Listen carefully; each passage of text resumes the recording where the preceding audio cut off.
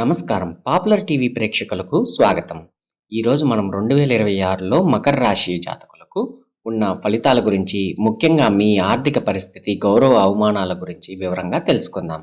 ఇది పరాభవనామ సంవత్సరంలో మకర రాశి వారి భవిష్యత్తు. ఆదాయం, వ్యయం, ఆర్థిక చిక్కులు. మకర రాశి వారికి ఈ సంవత్సరంలో లెక్కల ప్రకారం చూస్తే ముఖ్యంగా 2 అంశాలు కీలకం. ఆదాయం 2, వ్యయం 8. చూస్తున్నారు కదా, మీ ఆదాయం కంటే ఖర్చులే 4 రెట్లు ఎక్కువగా ఉండే అవకాశం ఉంది. కాబట్టి ఈ సంవత్సరంలో ఆర్థిక విషయాల్లో, ముఖ్యంగా అనవసరమైన ఖర్చుల విషయంలో అత్యంత జాగ్రత్తగా ఉండాలి.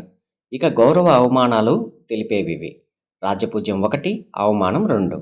దీని అర్థం, సమాజంలో మీకు గౌరవం లభించిన చిన్న చిన్న కారణాల వల్ల అవమానాలు లేదా అపార్థాలు ఎదుర్కొనే అవకాశం కూడా ఉంది. కాబట్టి ప్రతి విషయంలో సమయం పాటించడం చాలా అవసరం.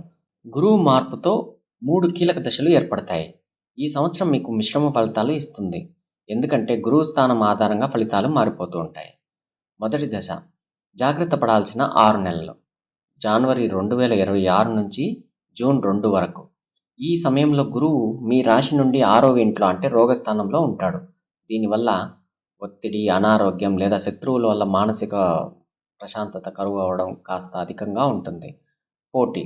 ఉద్యోగం, వ్యాపారంలో పోటీ చాలా ఎక్కువగా ఉంటుంది. ఈ తొలి భాగంలో అదృష్టానికి అస్సలు నమ్మొద్దు. కేవలం మీ కష్టం మీదే ఫలితాలు ఆధారపడి ఉంటాయి. ఆర్థిక రిస్కులు అస్సలు తీసుకోకండి. ఇక రెండవ దశ, బంగారు కాలం. జూన్ 2 నుంచి అక్టోబర్ వరకు. జూన్ 2 తర్వాత గురువు 7వ స్థానం, కలత్ర స్థానంలోకి అడుగు పెడతాడు. ఈ సమయంలో అత్యంత అనుకూలం. ఇది మకర రాశి వారికి అత్యంత శుభప్రదమైన, అనుకూలమైన కాలం. వివాహ యోగం. పెళ్లి కాని వారికి వివాహ ప్రయత్నాలు విజయవంతం అవుతాయి. వృత్తి, జీవితం. వృత్తిలో స్థిరత్వం, కొత్త వ్యాపారాలు, భాగస్వామ్య ఒప్పందాలు విజయవంతం అవుతాయి. ఆదాయం. ఊహించని ధనలాభాలు, కొత్త ఆదాయ మార్గాలు లభిస్తాయి. ఆరోగ్యం మెరుగుపడుతుంది. ఇక చివరి దశ, మళ్ళీ ఆర్థిక ఒడిదుడుకులు. అక్టోబర్ నుంచి డిసెంబర్ వరకు. అక్టోబర్ తర్వాత గురువు 8వ స్థానంలోకి మారుతాడు. దీనివల్ల ఆర్థికంగా కొన్ని ఒడిదుడుకులు ఎదురవుతాయి. ఈ సమయంలో ఖర్చులు పెరిగే అవకాశం ఉంది. ఊహించని నష్టాలు రావచ్చు.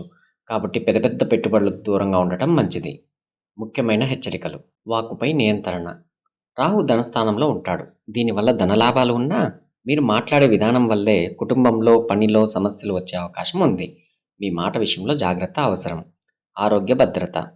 కేతు 8వ స్థానంలో ఉండడం వల్ల శారీరక గాయాలు లేదా వాహన ప్రమాదాలు వంటివి జరిగే అవకాశాలు ఉన్నాయి. ఆరోగ్యపరంగా ముందు జాగ్రత్తలు తీసుకోండి. అయితే శని అనుకూలంగా ఉండటం వల్ల సమస్యలు వచ్చినా త్వరగానే కోలుకుంటారు. శని బలం. మీకు ఏలినాటి శని బాధ లేదు. పైగా శని 3వ ఇంట్లో బలంగా ఉన్నాడు. కాబట్టి కష్టపడండి. శని మీ శ్రమకు తగ్గ ఫలితాన్ని ఖచ్చితంగా అందిస్తాడు. మొత్తం మీద చూస్తే మకర రాశి వారికి ఈ సంవత్సరం తొలి భాగం, చివరి భాగం కాస్త కష్టంగా ఉన్నా జూన్ నుండి అక్టోబర్ మధ్యకాలం మాత్రం అన్ని విధాలుగా యోగిస్తుంది. ధన్యవాదాలు.